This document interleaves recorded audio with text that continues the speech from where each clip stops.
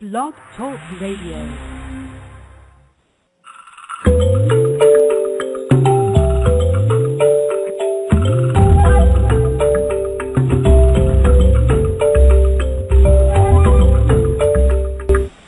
All right, hey, shake around, wiggle in that seat, and get ready because you're going to be with us for the next approximately 60 minutes. This is Ted Ciuba, your host on Think Rich Radio, the Wednesday segment that always is going to deal in some manner or another with all things in the spirit of the new Think and Grow Rich.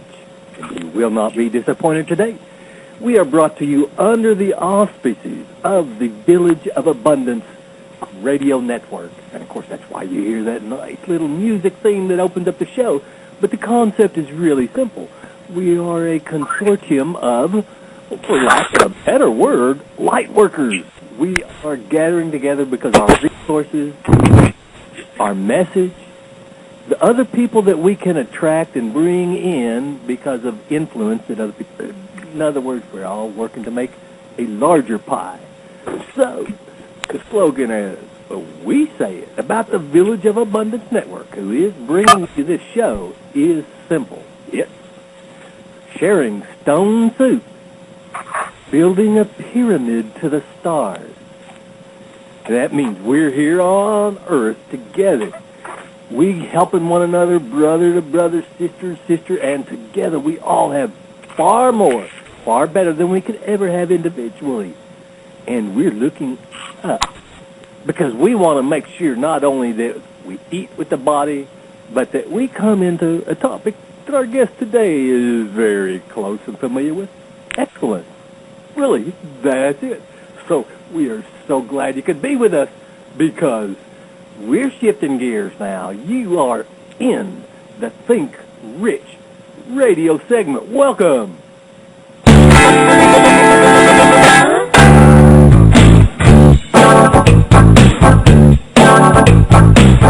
Good day. Ted Ciuba, your host, saying thanks for tuning in to ThinkRichRadio.com, where we celebrate all things in the spirit of the new Think and Grow Rich. Yes, though the book, The New Think and Grow Rich, with myself as author and host of the show, it would be a crime if we did otherwise, serves as the cornerstone of this gathering. This site and this show is about a whole lot more than just the book. Put simply, it's a place where we kind of self-responsible people from all over the world tune to and work to assimilate positive, contributive, proven methods, incorporating the latest advances of neuroscience and quantum physics of moving through life and accomplishing what you would. Join us as we sort and sift the new personalities, the new technologies, and the eternal truths on ThinkRichRadio.com.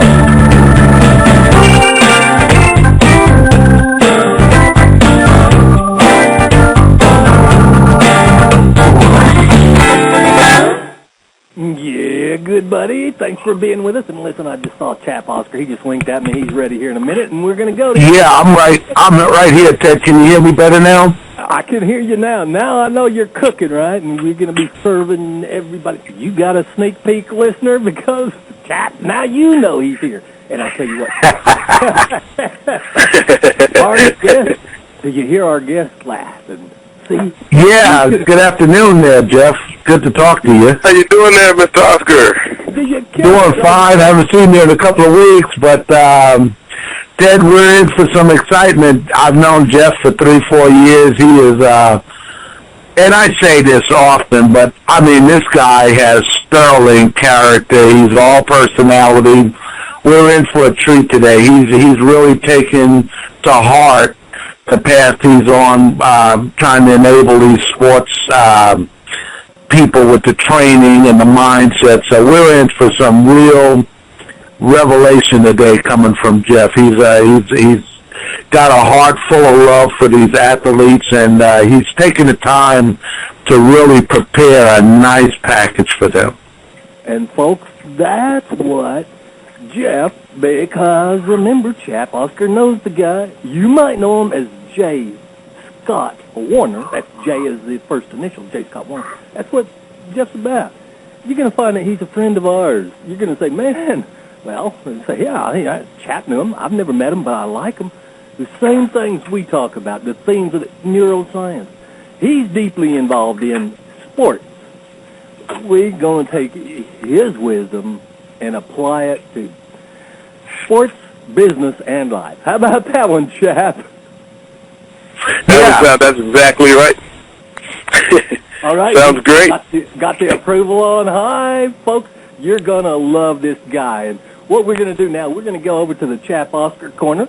And then we're going to start on, and we're going to get all this wisdom for you from J.Scott Warner. Well, thank you so much, Ted, and thank you, Jeff, for honoring us with your presence today. And I just have 7 facts of a gladiator mindset that kind of fits into what Jeff is going to be bringing us today in the sports mindset. But this is the facts. 7 facts of a gladiator mindset. Number 1, if you don't lead, no one will follow. And ringmanship is earned when you're an effective leader. Prize fighting is a culture that is 100% expectations-based. We're going to hear a little bit more about expectations-based training from our guest today. But prize fighting in a gladiator's mindset only rewards those of us who meet and exceed those expectations. That, in the boxing ring, Ted, if you don't control it, you don't own it. And great training, procedures, processes operate the great.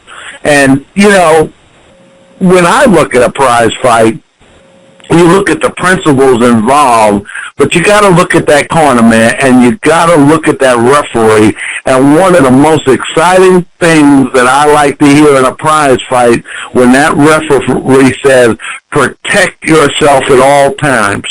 That means everything. I mean, you got to protect yourself at all times, and that means you have to be prepared. You have to have specific procedures. You have to practice. I mean, the great are great because they know how to operate a game plan. So priority number 1 is to have God as your cornerman and fight from success and not for success. And number 4, planning a fight is all about being prepared for the future. Plan better than your opponent. That is the gladiator's edge. And number 5, if you don't connect aggressively, you will be on the run. And we see this many times, and even in football, you see it in mostly hockey. But you got to connect aggressively or you're always on the run. Retreating all the time, you have to bring the fight to the opponent. Retreating is not good. You're always moving backwards. And any kind of competition or competitive sports, you got to bring the game or the fight to your opponent. And number 6, the world is a war zone. We have to focus on the future and react to it by fighting for what we believe. And the last one, it's not about what you know, but what you do with the knowledge. And so, Ted, I'm going to turn it back to you and our esteemed guest today. Those are 7 facts of a gladiator mindset that I've accumulated over the years, and it's worked well for me, even in the life of a chaplain.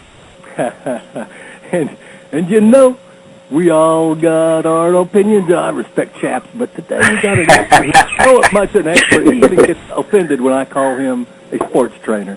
Welcome to the interview, J.Scott Warner. Hello, I'm glad to be here. Hey, you do have quite a distinguished interest in some of the, what someone might say, the new age approaches to sports training, mindset, meditation. Correct. All of the above. Well, the new mindset, the new system now is, I guess I started the path somewhat.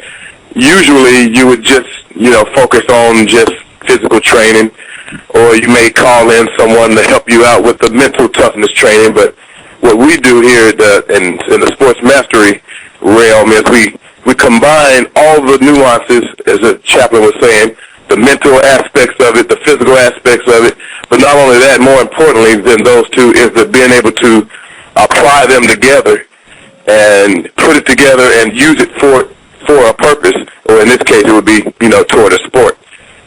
So what we're seeing is a lot of even pro athletes today, a lot of them are having, they're getting these professional trainers, but they're leaving out pieces of the whole entity. So they're never becoming a complete master in their sport because they're missing pieces. So that's basically what we try to do is fill in the pieces, the missing gaps, and, complete the athlete. Well, you're kind of like, now, if I'm understanding, and I'm asking for you to correct me, but you're kind of like the physician. For instance, a person goes to the physician because they have a problem. They have a problem. The physician treats them for several years and never treats the problem.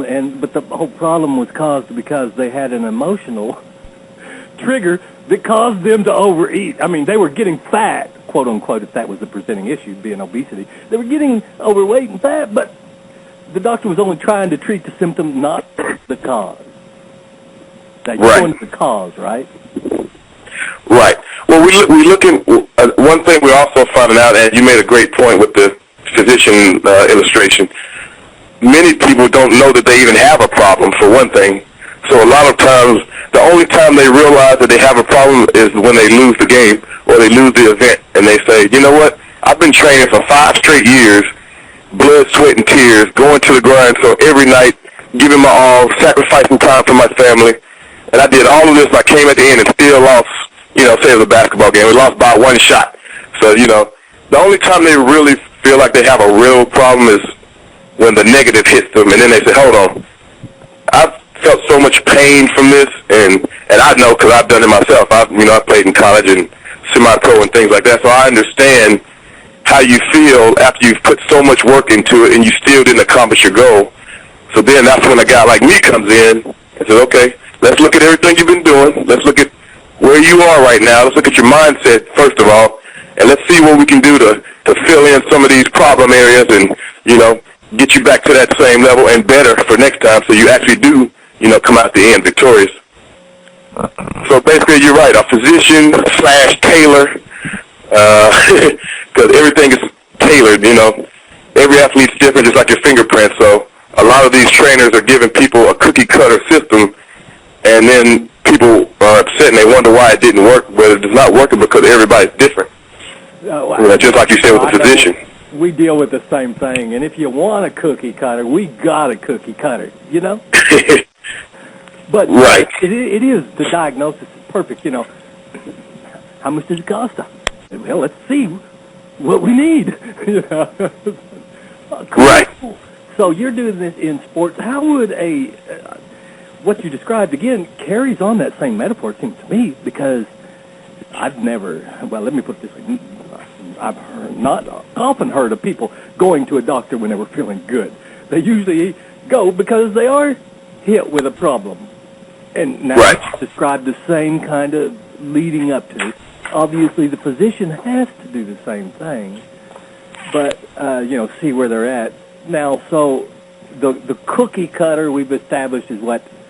Straight out of the box and, blah, blah, blah. So where do you start differentiating now, then, is my question, between which I guess you are, and again, folks, I told you he got upset when I used the word sports trading, which is good. But how do you differentiate between, you are a subset of sports training, it seems to me. You're just doing it with more consciousness. Well, yes, actually, a sports trainer would fall into a subset of what we do. Sports mastery, as I said before, it entails the physiological, the mental, which is psychological. We have an ethical basis where we're grounding all of our athletes and our teachings in. So we're not teaching, win at all costs, if you have to win. So we have an ethical basis, permeating throughout as well.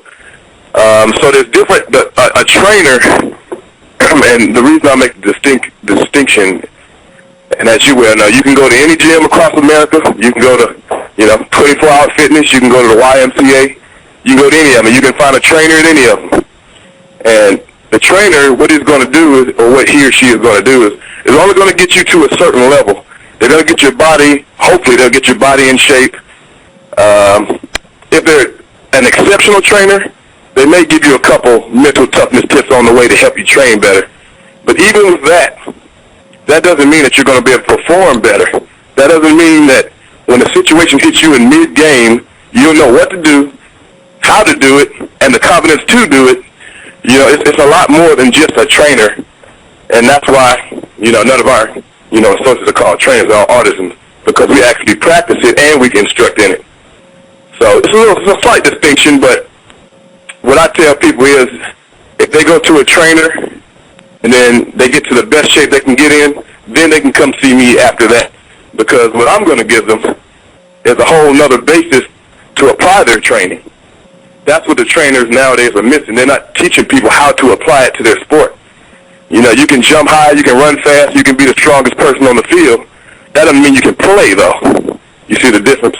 Oh, so clearly. Again, same thing as learning your scales is not the same thing as being to fluidly perform a song that people like and are dancing to. Exactly, right. And especially being able to perform a song with the big lights on and with the pressure on you, and there's a lot of things that go into it. No kidding. And so let me ask you this. Every arena of business or interest has their own vocabulary, own practices that the other people outside don't know. And right. So I didn't know anything other than a sports trainer. But do people inside your industry, do they know that your tier exists for those who know that there's something to go beyond that, or there's a spiritual level up there, quote unquote? Well, that's the thing. As it is right now, the sports mastery, the whole industry is still obscure. Now, there have been people that's doing it throughout history, like I told our good friend, the Chap and Oscar before.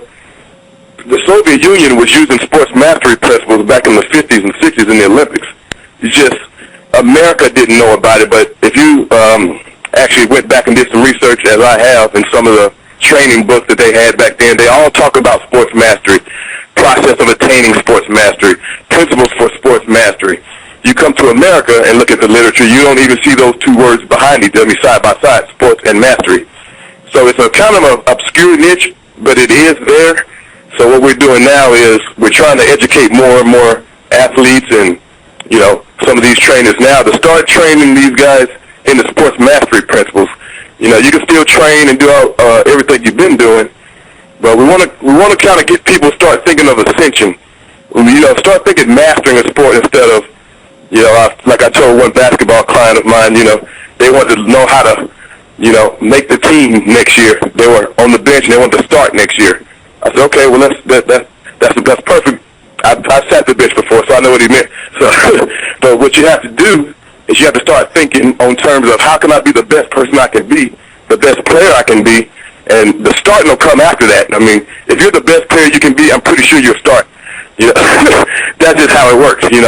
Most athletes, even the greatest ones out there now, they're still only scraping or maximizing a small part of their potential. They still haven't tapped into it fully yet. And I think that has a great deal to do with people's mindset not focusing on being the best they can be. They're just thinking about how can I win this championship? How can I, win a scoring title? How can I be the MVP of the league? Well, I always said what you should be thinking, how can I make myself the best it can be? And all those accolades will come after. You see what I mean? And that's what we work toward. Yeah, and I want to continue that discussion. But first, we got a word from our resident chaplain who may have some inquiries on that before we go deeper. Dear Chap Oscar. Well, Jeff, when we sat down a couple of weeks ago, a month ago, you were sharing me, we kind of used an analogy of a man with 20 challenges, and a man with 20 challenges is twice as alive as a man with 10. if you haven't got any challenges, you should get down on your knees and ask, Lord, don't you trust me anymore? So what if you've got problems? That's good. And then we talked about, like you mentioned, basketball, but your sports training mastery program embraces all these athletes. So if you're a parent, you see some talent, a skill set that you think needs to be developed, and Jeff, I want you to focus in on how your program can develop maybe somebody in junior high school to work with their challenges and how to maximize their strengths and be able to have victory over those challenges. And that's where I believe you, as a sports mastery trainer, differentiate yourself from a sports trainer. And I want you to hone into that a little more. Okay. Well, and you're absolutely correct. Sports mastery is the end result. If you become a sports master, and if anybody's familiar with Maslow's hierarchy of needs, the self-actualization, the sports mastery is the equivalent to self-actualization in that hierarchy. So that's the highest level you can reach, becoming a sports master. Given said that, the foundation, or the first step of the pyramid, is the experiential learning, things you've learned from experience in your actual sport, gameplay, coaching sessions or scrimmages, whatever it is. The only thing about when young people, they're still growing and learning, they don't have a lot of experience yet. As you say, like a junior high person, they may have just started playing basketball. They may have just started playing basketball last year. You see what I mean? So there are definitely concepts and principles they can apply as a young person that'll help them evolve into and they can grow into a sports master. And at their level, at a 7th to 8th grade level, there's definitely ways you can, become a master on your level. As far as the 7th and 8th graders go, the kid could be, considered a master at the 7th or 8th grade level because he's better than everybody else. But still, given that, they would still have a lot to learn because on a personal, physical level, they haven't even grown yet. Their body's still growing. Mentally, their attitude may change, as you know, in school. Being a popular person is a lot more important sometimes than actually, bettering myself. That's just how it is in school. Yeah, I'm pretty sure we all remember how that is. Prestige and status is a big thing. Until you get past those types of things in your mind, you may or may not be able to focus on, yourself, because you may be thinking about, the opposite sex, girls or guys, or, whatever the case may be. You may not be completely focused yet. But to answer your question in a nutshell, there's definitely things that children can learn across the board, skill sets that they need to learn, like learning all the skill sets, not just a couple of them that, it looks fancy on TV, so, they want to do it. We can teach them all the skill sets, the mental training, things to look for, how to cope with pressure, which is a big one at that age, how to play in front of, your friends, and, when the lights are on and you're a little bit nervous, how to control that. And there's a lot of things, like you say, as a youngster that they have to deal with, which the sports mastery principle really, would help a great deal in that area. So I hope I answered your question. I may not have. Well, you did a great job, Jeff. And we share something in common. We live in Titantown. We're dealing with the Predators, the Titans. We got some other sports teams. But a successful man, a successful athlete will never see the day that does not bring a fresh quota of problems and challenges. And I want you to speak to the mark of success required to deal with them effectively. You mentioned your ethics program, and I want you to expand on that as well. Well, doing the research from the thousands of case studies, the hundreds of sports masters that we've had in our history, researching all of them and the scientific principles and the programs they use, you start to come out with a lot of common denominators, and you start to see the same things are present through all of the sports masters and through history. I mean, you know, Michael Jordan, you know, Bill Russell. I mean, you can talk about Vince Lombardi, coach football, you know, Carl Lewis, track. I mean, it goes across the board for all sports. All of them had certain things that were present in there as far as, and if you want to talk about ethics, all the masters and the ones that really went down as true champions and won multiple championships and left a legacy in their respective sport, they all had an ethical backbone. They didn't cheat everybody to win.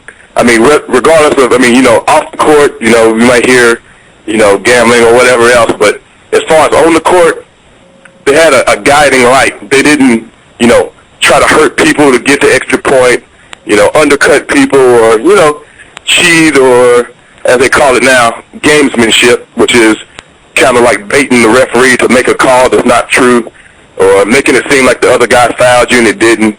You know, that's the exact opposite of sportsmanship. So with these ethics, going back to the philosophy of, I'll just say like Bruce Lee for one thing, he was really big on being an ethical warrior, as you were saying, like a gladiator. He called it an ethical warrior, where he believed that it does no good for you to win and to beat people up, as he was talking about martial arts, or win your tournament, and you're doing it by dishonest means, or you're lacking integrity on the way to get there. And people see that, you know, the fans and people like us, people know when you didn't get it honestly and you didn't, you know, earn it the right way. So every sports master have always had a ethical side to them that helped them to, which I believe would help them to actually maximize their potential.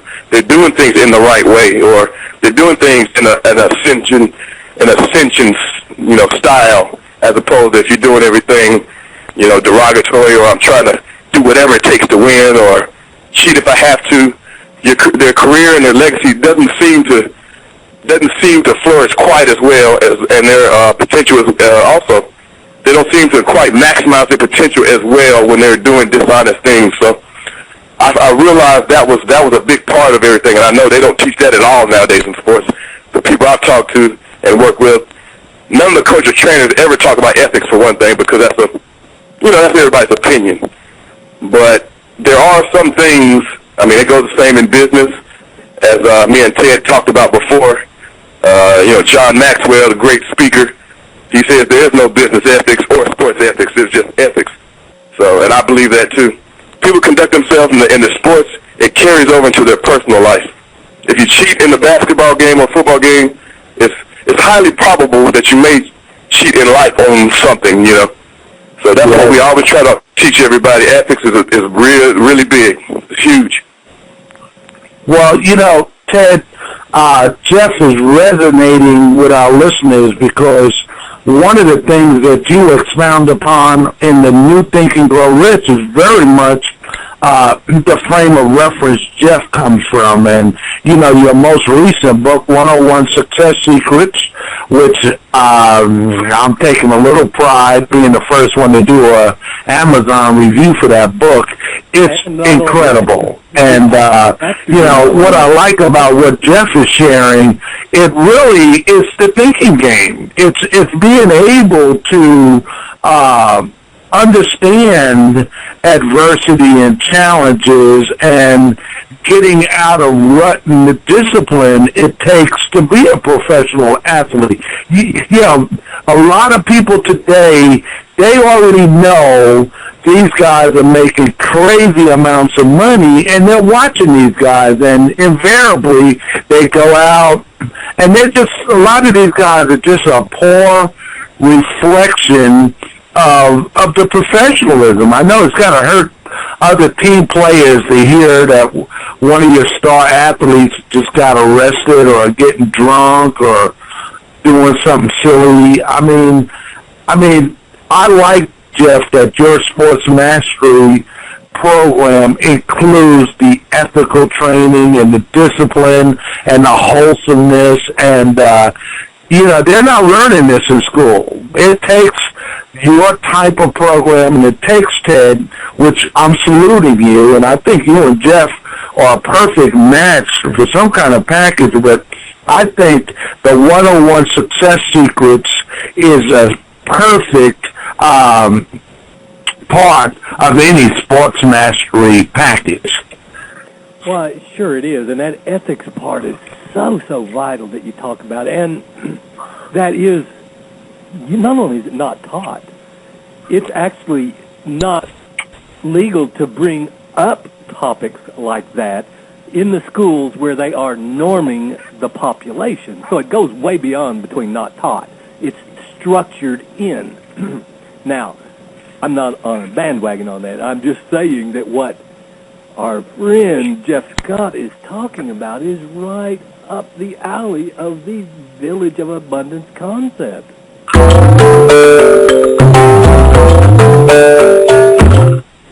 And that's all the natives getting together saying, yay, because if you don't have value in life, all the other stuff you get are things. And you know what?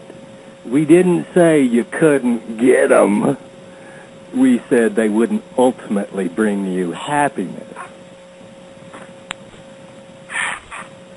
And that's where you're coming from, hey, Jeff? That's exactly right. That's exactly what I mean. In order to reach the highest levels you can, maximize your full potential, there's certain things, that have to be present. And like you said, the ethics is a very big one.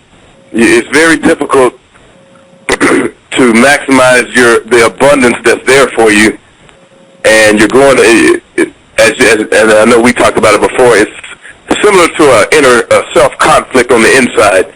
You want to be the best you can be, and you want to maximize your potential, but you're doing things that's actually going to work against you. So it's counterproductive. So you have to have ethics, or you're going to be working against yourself, which is like the chaplain said. We see it every day in sports.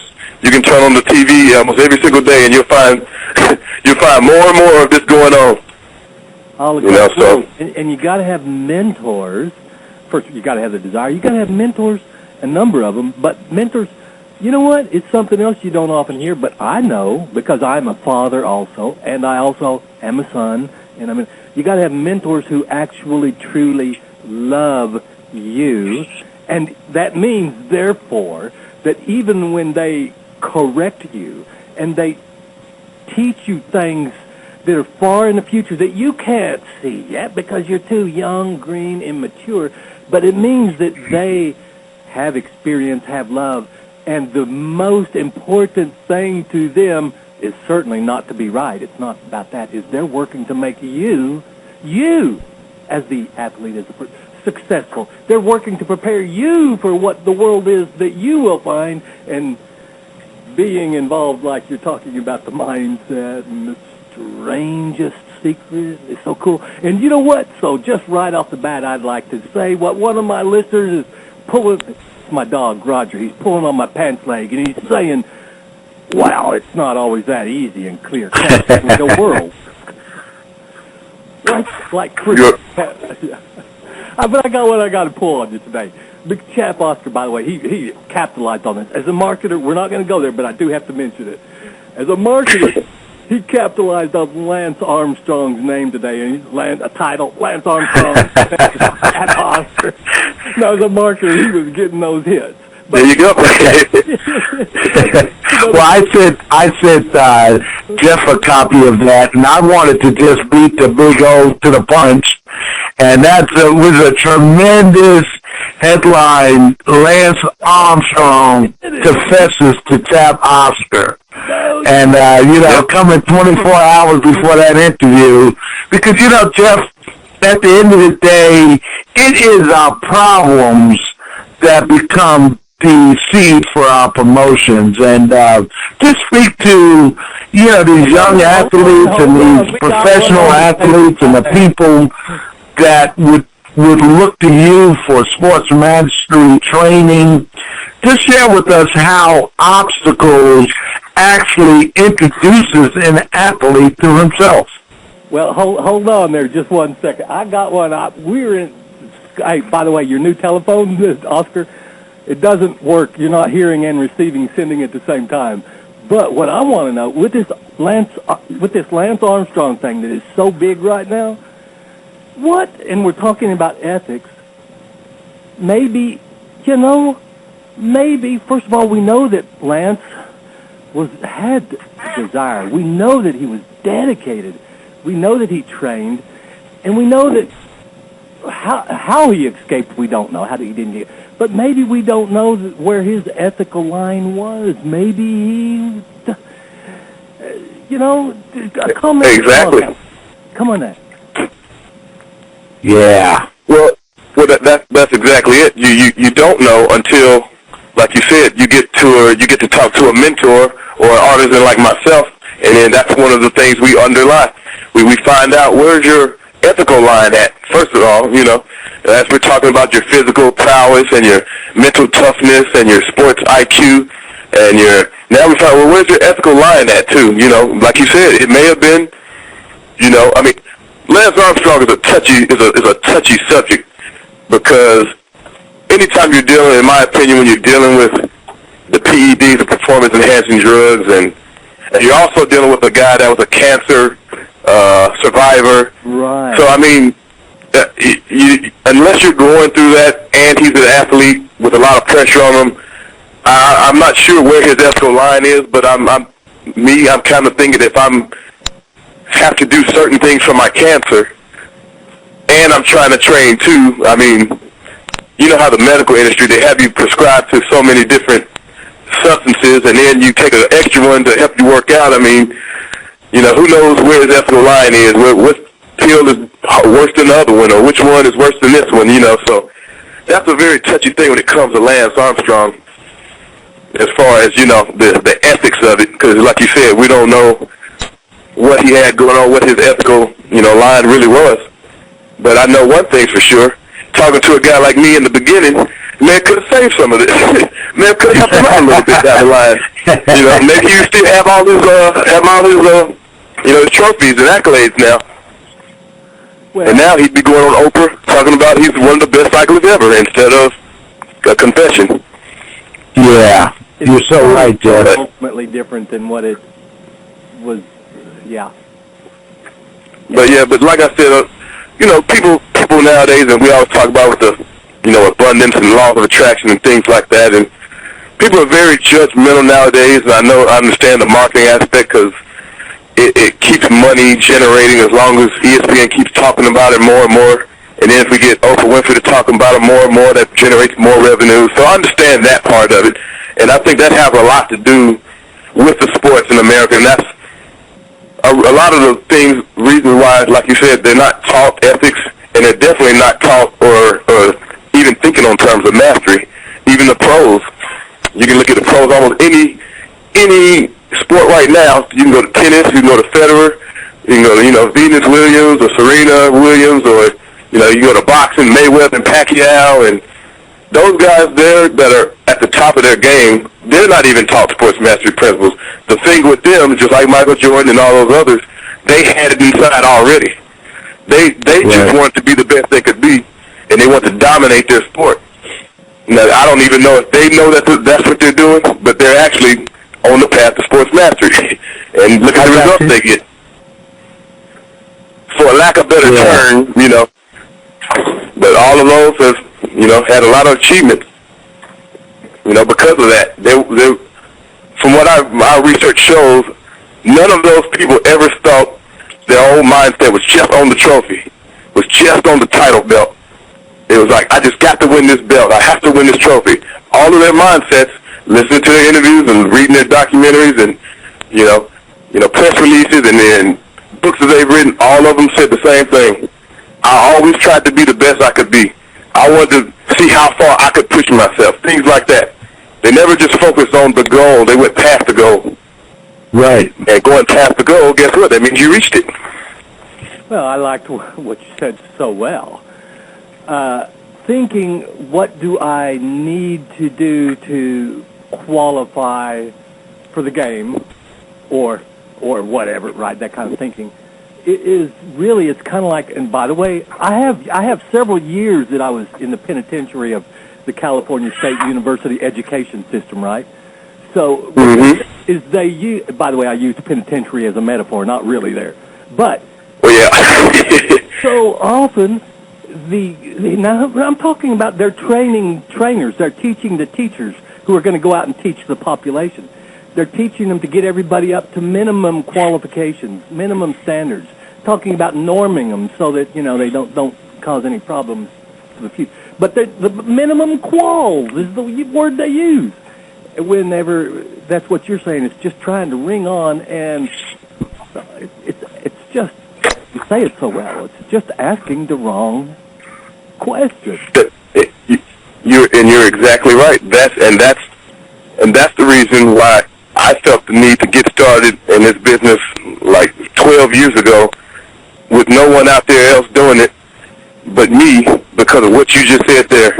There's nobody out here even teaching the trainers how to train these athletes. Right now, only thing you have to do to be a trainer, you could go to the National Association of, personal trainers and get certified for $300, take like a 6-month course, and now you're a certified trainer. Yeah, the problem is you're teaching everybody the same thing, and that's why we're getting what we're getting. That's why when you turn on the TV, you're seeing more and more sports where people are failing and they're losing and they're turning the ball over at the end of the game when it counted most and they had it and they, got stopped on the 1-yard line and couldn't get in 1 yard and they almost had, that's why we're seeing this more and more and more. That's why there's not a lot less dynasties now. If you look back, Michael Jordan era, Los Angeles Lakers or, Boston Red Sox or whoever you want, Green Bay Packers back in the day, or San Francisco 49ers. That's why now, if you look around sports, there's not a lot of teams that's winning multiple championships year after year. They're all win one, and then they let back off, and they go back to the same style. Then another team that's hungry and is applying and trying to get the best they can be, then they'll win that year. Then they'll let down. Then there's another team that comes up. So you're not seeing teams and athletes being taught these championship, ascension principles. The closest one that did that in this era is probably Phil Jackson, where he's not so much stressed on the X's and O's. He was more into the ethical, the energy, the rhythm part of it. As long as we are in rhythm with each other and we're connected with each other, we can work as a unit. Our whole team works as like one organism, and that's how he was able to do that. With not like a fully great team. He had some of the best players, 1 or 2 at a time. But that type of thing is what we have to do. You're maximizing potential. He didn't have all the greatest players, but he had a couple of them. But the key is the other players, they were able to elevate their game, and now they're champions too. Multiple champions. Wow. So it goes pretty deep. That's what, and I understand why a lot of trainers are not teaching it, because it's really not a lot to understand if you're an athlete and you've been there. It's just, like you said, it's just the focus. Their mindset is not geared that way yet. America and their media, they somewhat like they program even athletes today just to do what it is to get the next big contract. Right. What's going to make me look good on TV and sell more T-shirts? They're not really thinking about how can I be the best I can be, and then the money will come after that, and the championships.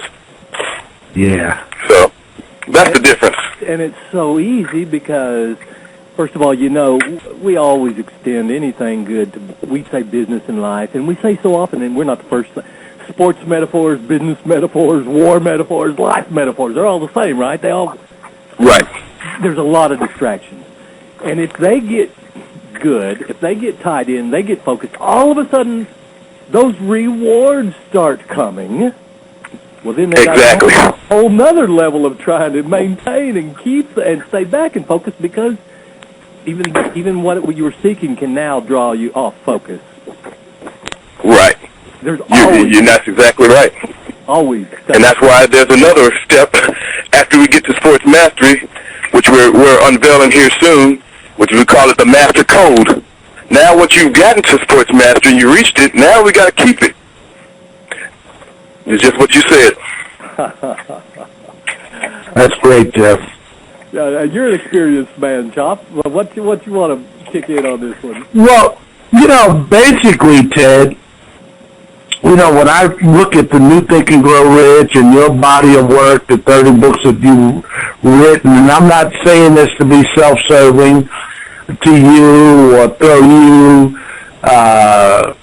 kudos just to be throwing kudos, but come on, man, you have worked with peak performers yourself, and Jeff, you and Ted resonate. You guys know that these peak performers, these athletes, these are people committed to a compelling mission. And my question to you, Jeff, I don't know how much time we've left, why don't you speak to how important a compelling mission is to an athlete? Well, you're exactly right, and that is one of the main things that keeps a lot of people that are on the cusp of breaking through and unlocking that potential. Is that right there? Their desire, their drive is a little lacking. That's another one of the things we assess. Our program is big on assessments. We do a lot of assessments to figure out where you're at first before we start doing anything, and that's what I think is one of the main keys. As far as you're saying on the drive, and you have to have, I don't know how much time we have either, but I'll make it real quick. And this one I did take from the personal training industry, which is actually true. They always say there's a lot of people work out, they work out and exercise for something. People say, I need to lose 35 pounds so I can fit into my wedding dress, or I need to buff up my chest because when I go to the beach this summer, I can look good. Totally wrong mindset. The people that really actualize themselves, their potential, and make it to the highest levels are the ones where they say it's a lifestyle. Their exercise and their training program is a lifestyle now. Just like eating, just like using the bathroom. It's like every day or every other day, something's going to happen. This is just how I live now. And those type of people that go to that drive and that pursuit of excellence that you were talking about. So it has to be a lifestyle to put it in a nutshell.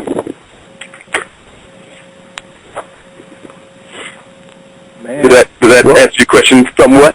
Yeah, no, that's great. And, I was looking for Ted to jump in because he's kind of quiet. But, my God, the New Think and Grow Rich said, you talk about how important a definite chief aim is. We talked a few weeks ago about persistence.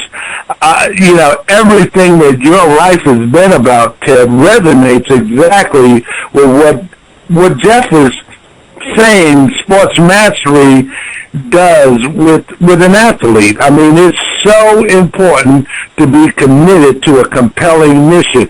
Even as a chaplain, you guys both know me personally, and I have a compelling mission, and good, bad, or indifferent, I'm driven to what I'm doing.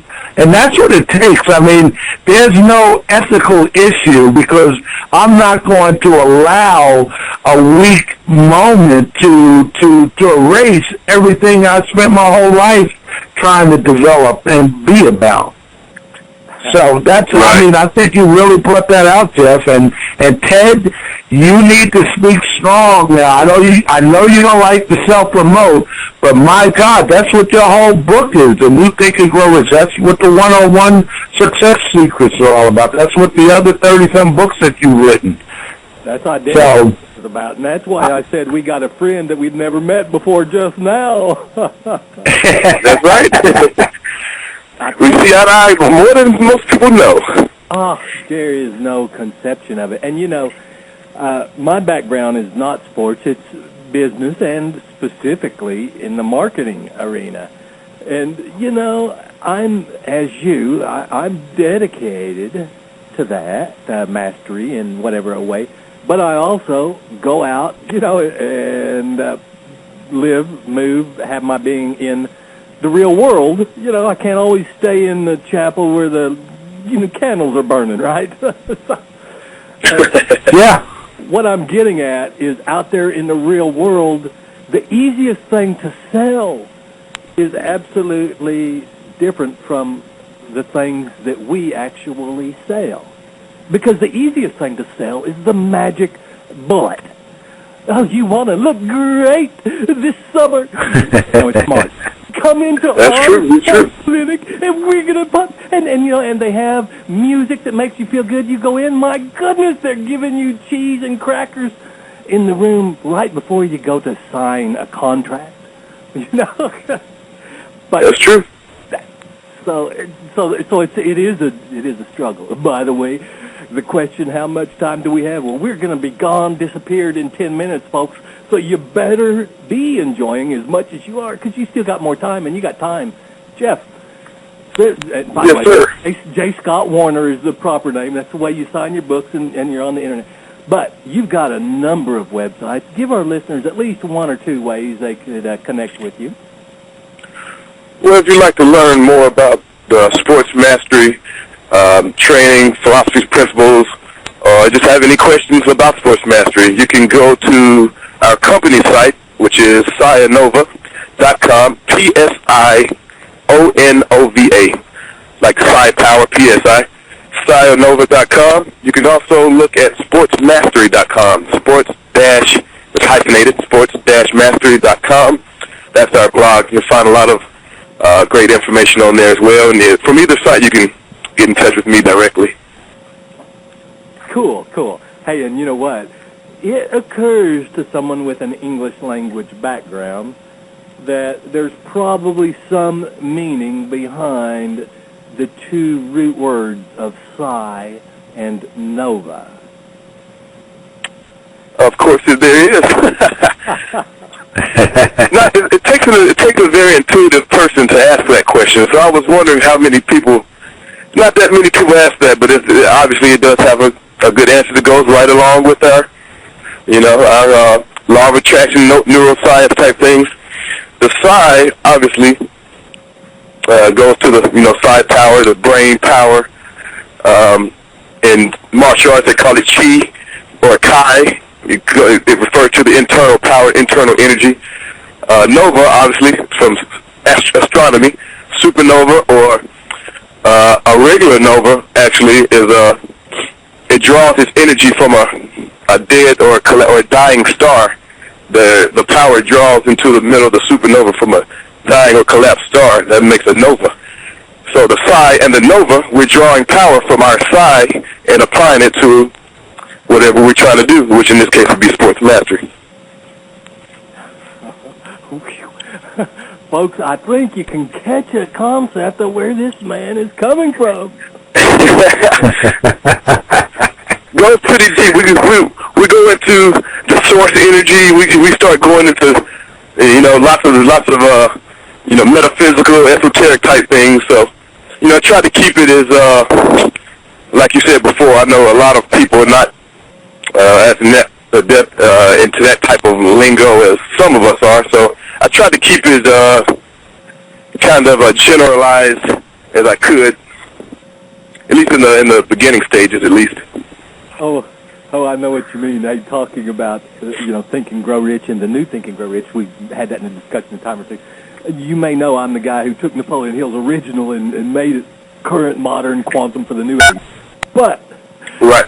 The interesting thing was when he discussed Chapter 13. Now remember, this was published in the 30s. He described this process that you're talking about with the sports researchers in the 50s and 60s, or sports practitioners in the Soviet Union. Progressive relaxation. He described meditation, but he never once used any word or term like that because of the emotional flare-ups that could happen. So when I describe the same kind of thing, and I just say, call it what you want, but it's meditation. This might help you understand it. Right. And that's the exact same reason why a lot of the sports mastery program is based in a spiritual sense. But the reason I didn't want to is what you just said. The reason I didn't, promote it as a spiritual program is because of the backlash that may have come back from that. Once you start talking on the spiritual level, now are you talking about religion, or are we talking about meditation? Are we talking about prayer, or are we talking about this? So, people get so tied up in the semantics of a thing instead of just trying to learn and how to better themselves. You get hung up on a word. So that's why there is a spiritual backbone in the program, but I didn't really I just encompass that in the ethical part.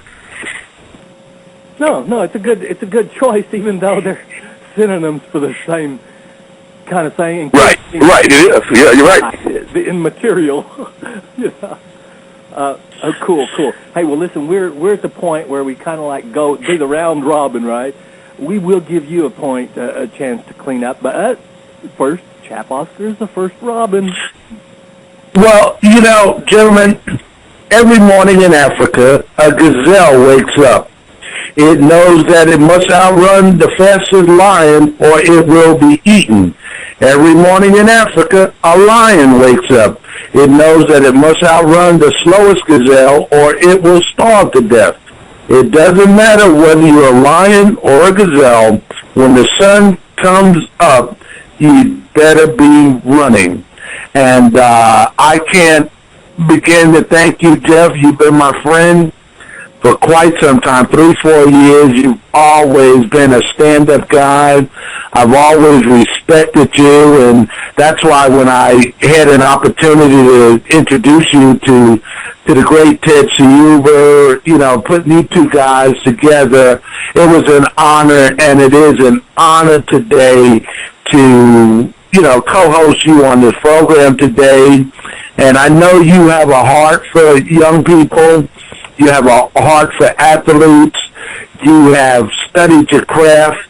You're very effective in what you do. And I would just encourage listeners to again, go visit your site, see what you do, see the heart you put into it, and they will find that it's a tremendous value proposition.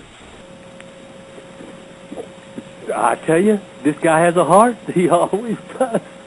Thank you, Chap Oscar. And J.Scott Warner, I'd like to give you your cleanup time, and you're talking straight to the listener. Well, yeah, I appreciate that. Like you said, it's an honor to talk with both of you fine, esteemed gentlemen, and I do appreciate you, connecting like minds. It's always seems to be a rarity to find like minds nowadays, but like I said, I appreciate it. I am very thankful for that. The only thing I would say is if there's the sports mastery program is really, it's still basically, it can still be applied to, like you said, I work with athletes personally myself, but the principles are still in line with our good friend Ted's because they go across all genres and all niches. It can be used for sports. It can be used for personal benefit. It can be used for business. The same principles still apply. The ethics, the learning your craft, the drive and the persistence, and so it's basically it goes really well in line with the New Think and Grow Rich. What we've done is we've just pretty much tailored it for sports. But yeah, you're right. It's exactly in line with Ted's philosophies as well that he put in. So anybody who wants to learn any sports mastery or they want to learn how they can maximize their potential the easiest, fastest way possible, like you said before, feel free to contact us on our site. Or you can do a search for sports mastery. You can just search for those terms. You won't find many things out there, but you will come up to J.Scott Warner in your search results. So either way, we'd be more than happy to help anyone. There you go, folks. You heard it. Now you know how to get hold of them. And I'll tell you what, Jeff, so much for taking time. I know you got a lot of busy things going, and it didn't take much. First Oscar recommended you, then we had a conversation, and I knew we were like minds.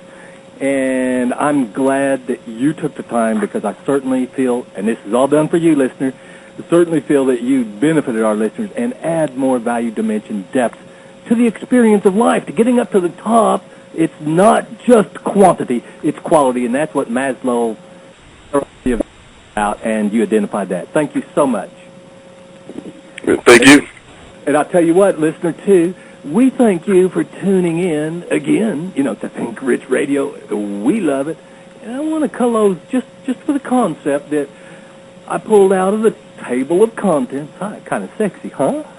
Table of contents of our guest book, J.Scott Warner, and the title is The Strangest Secret to Winning Championships. And, the thought that went through my mind was, now, if that is a headline to an athlete, remind you, And then I thought, well, I remember, he was talking about being young. Now, I remember if I was back and I was 19 and I saw a book or magazine that said, Strangest Secret to Picking Up Chicks, which is what that's what it is.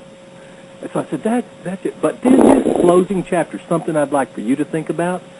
The technique, you can find out, but he's talking about the importance of winning multiple championships.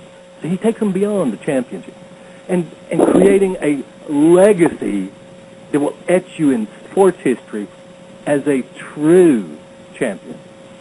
That's what J.Scott Warner stands for. That's what we stand for. That's what you stand for. Oh, that, by the way, is what the Village of Abundance Radio Network, who brings Think Rich Radio to you, stands for.